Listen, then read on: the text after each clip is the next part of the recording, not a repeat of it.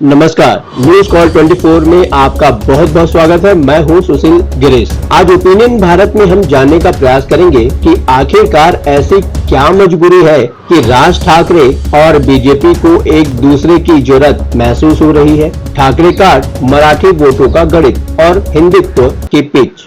महाराष्ट्र की राजनीति में नए समीकरणों की तपिश मुंबई से लेकर दिल्ली तक देखने को मिल रही है। एमएनएस चीफ राज ठाकरे जल्द ही एनडीए ज्वाइन कर सकते हैं। मंगलवार सुबह उन्होंने दिल्ली में बीजेपी के राष्ट्रीय सचिव विनोद तावड़े से मुलाकात की।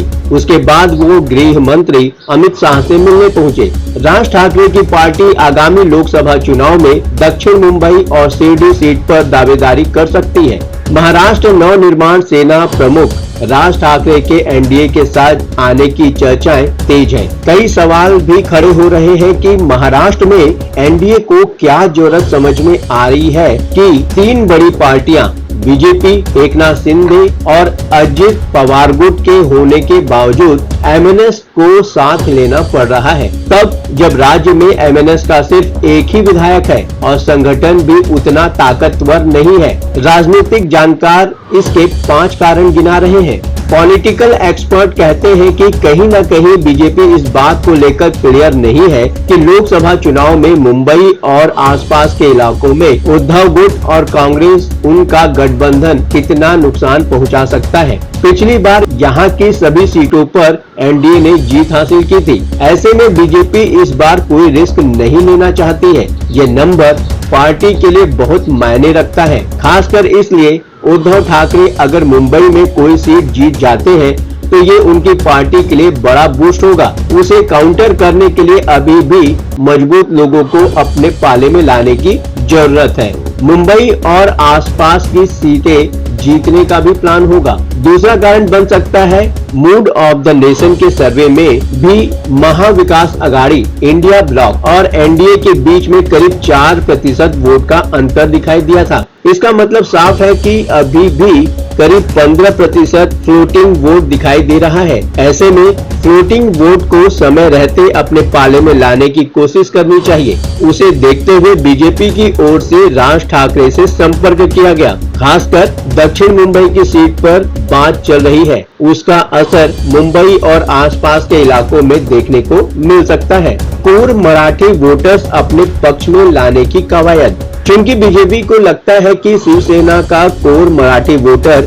अभी भी उद्धव ठाकरे के समर्थन में है और एकनाथ शिंदे के साथ बीजेपी को ट्रांसफर होने की संभावनाएं कम है। ऐसे में अगर ठाकरे जैसा चेहरा एनडीए के साथ होगा तो कम से कम उन वोटों को साथ में लाने की कोशिशें सफल हो सकती हैं। एमएनएस के लिए भी अलायंस में आना मजबूरी है। दूसरी तरफ राज ठाकरे के लिए भी एनडीए अलायंस में आना एक तरह से मजबूरी बना है। उनकी पार्टी का ग्राफ धीरे धीरे नीचे ही जा रहा है। पिछले चुनाव नतीजों में सामने आया कि एमएनएस के 1 से 2% वोट बचे हैं। 2014 के लोकसभा चुनाव में एमएनएस ने बीजेपी और पीएम मोदी का समर्थन किया था। हालांकि 2019 में यू टर्न मारा और पीएम मोदी का विरोध किया था। राज ठाकरे की पार्टी 2019 का चुनाव भी नहीं लड़ी थी। हिंदुत्व की खाली पिच पर राज को मौका। राज ठाकरे को लगता है कि उद्धव ठाकरे के कांग्रेस के साथ जाने से हिंदुत्व की पिच खाली है और बीजेपी के समर्थन से संगठन को भी मजबूत किए जाने का एक अच्छा मौका हो सकता है। राज ठाकरे पर अपनी पार्टी कैडर का भी दबाव है।